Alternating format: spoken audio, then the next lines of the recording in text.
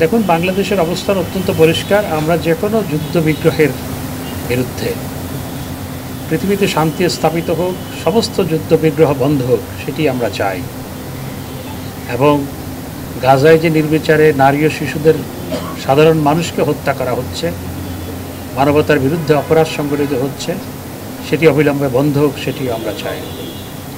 তবে ইসরায়েল সিরিয়াতে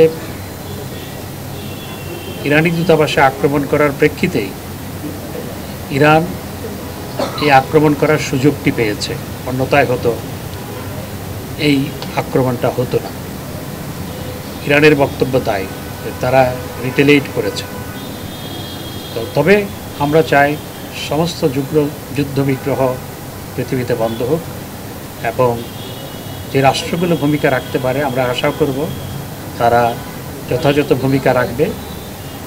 ইরান এবং ইসরায়েলের মধ্যে যেই টেনশন তৈরি হয়েছে সেটিকে নিরসন করবে, এবং একই সাথে গাজায় যে নির্বিচারে মানুষ হত্যা করা হচ্ছে সেটি অবিলম্বে বন্ধ করার জন্য ভূমিকা রাখবে বাংলাদেশ সমস্ত যুদ্ধ বিগ্রহের বিরুদ্ধে। সেটি সহসা হবে বলে আমরা আশা করছি।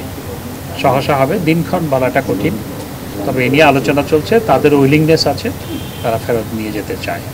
ধন্যবাদ, থ্যাংক ইউ।